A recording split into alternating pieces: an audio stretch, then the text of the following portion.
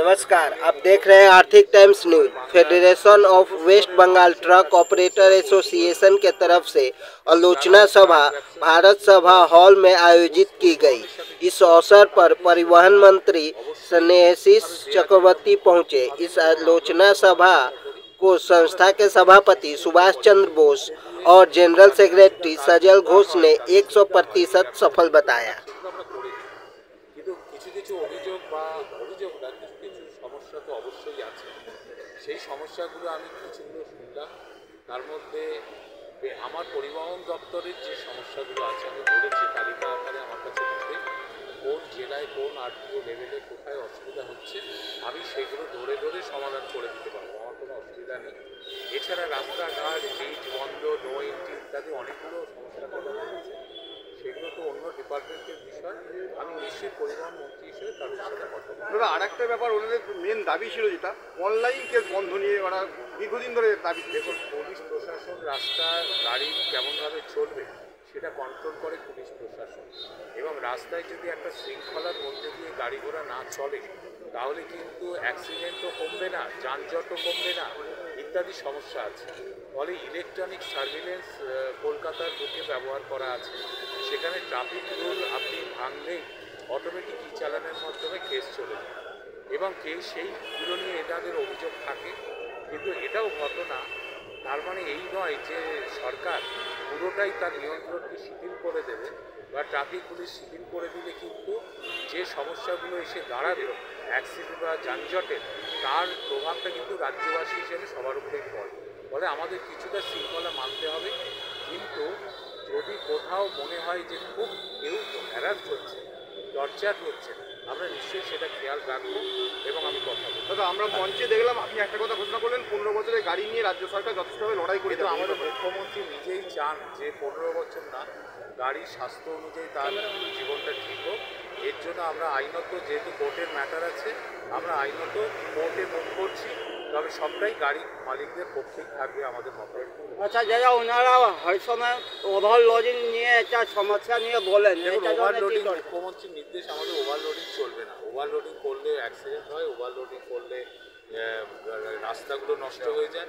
সেই ওভারলোডিং বন্ধ করার জন্য ট্রাফিক পুলিশ প্রশাসন যেমন আছে, আমাদেরও এনফোর্সমেন্ট চলে। এতে অনেকটা ওভারলোডিং কমেছে, কিন্তু তাও কোথাও কোথাও কিছু কিছু জায়গায় ওভারলোডিংয়ের খবর আমরা পাই। সেটা পেয়ে আমরা সেগুলো যাতে বন্ধ হয় সেই চেষ্টাটাই আমাদের থাকবে। এর বাইরে যেভাবে এমবিআই জুলুম বেড়ে যাচ্ছে, আপনারা বেড়ে যাচ্ছে কথাটা আমি একমত একবারই হব না, কারণ আপনারা মিডিয়া খবর এভাবে প্রকাশ করতে চান। এনবিআইদের জুলুমটা কমে গেছে, কারণ যেখানে 72টা অনলাইন সার্ভিস চলে এসেছে, বহু মানুষ অনলাইনে তার সার্ভিস পাচ্ছে, সেখানে জুলুমটা বেড়ে যাচ্ছে। আপনি বলছেন কী করে? আর এর আগে আমরা সরকারে আসার আগে বামফ্রন্টের সময় এই জুলুম আরও 10 গুণ ছিল। Thank you. আজ 28শে January Federation of West Bengal truck operator অ্যাসোসিয়েশনের বার্ষিক আলোচনা সভা ভারত সভা হলে অনুষ্ঠিত হলো। আমরা পশ্চিমবঙ্গ সরকারের মাননীয় পরিবহন মন্ত্রী স্নেহাশিস চক্রবর্তীকে আমন্ত্রণ জানিয়েছিলাম, এবং আমাদের সমস্ত সুবিধা অসুবিধার কথা আলোচনা করা হলো। এর পাশাপাশি অল ইন্ডিয়া মোটর কংগ্রেসের ভাইস প্রেসিডেন্ট প্রমোদ গুপ্তা এবং অল ইন্ডিয়া মোটর কংগ্রেসের এক্সিকিউটিভ কমিটির নেতৃবৃন্দ আমাদের মিটিংয়ে তাদের ডাকা হয়েছিল, সম্বর্ধনা দেওয়া হলো। আমাদের যে মূল সমস্যা গাড়ি চালানোর জন্য,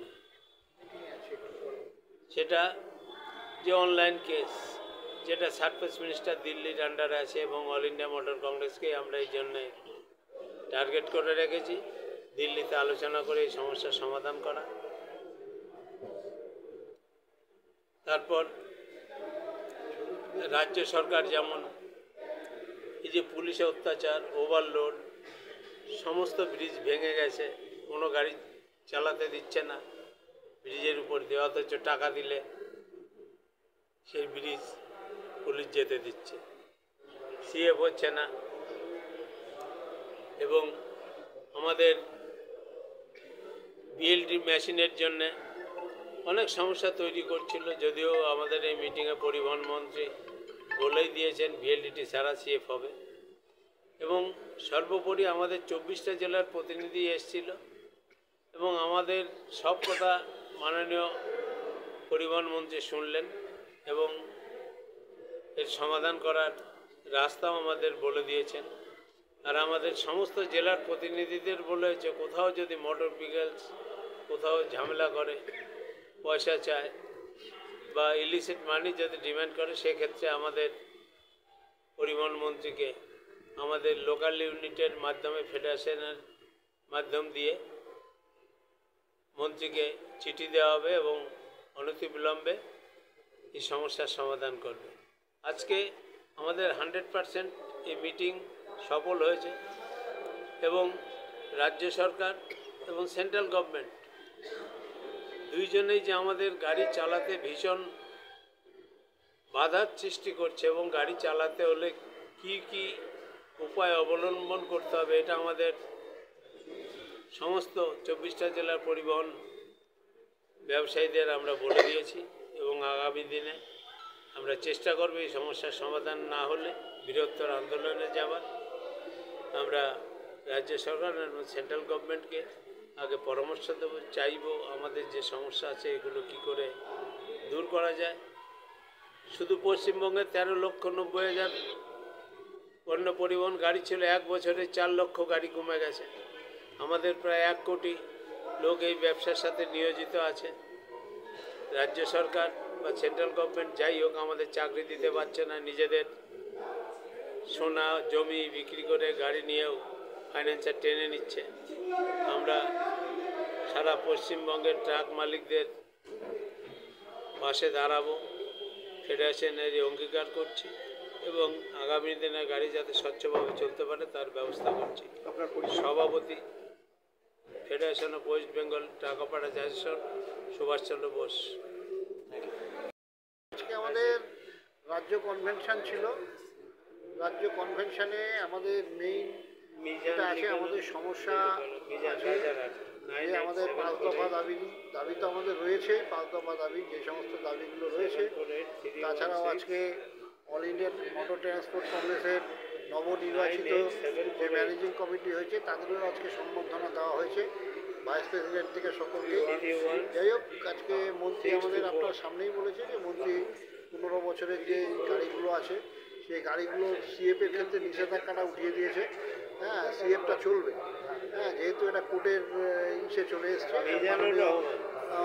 মহামান্য হাইকোর্টের নির্দেশ অনুযায়ী। এখন হাইকোর্টের নির্দেশ কী আছে সেটা আমাদের জানা নেই, আগামী দিনে জানা যাবে যে হাইকোর্টের নির্দেশে কী আছে। হ্যাঁ, এরপরে যে সমস্ত আগে যে আপনার ব্রিজগুলো যে ক্ষতিগ্রস্ত হয়েছে, মোহনপুর ব্রিজ থেকে শুরু করে কুর্তা ব্রিজ, এদিকে বেলঘরিয়া ব্রিজ, এদিকে আপনার সোদপুরের ব্রিজ, এদিকে ব্যারাকপুরের ব্রিজ, ওইদিকে গৌরাঙ্গ ব্রিজ। হ্যাঁ, এইসব ব্রিজগুলো নানা রকম কারণে বহুদিন ধরে বন্ধ হয়ে রয়েছে। হ্যাঁ, নানা রকম ভাওতাবাজি করে বন্ধ হয়ে রয়েছে।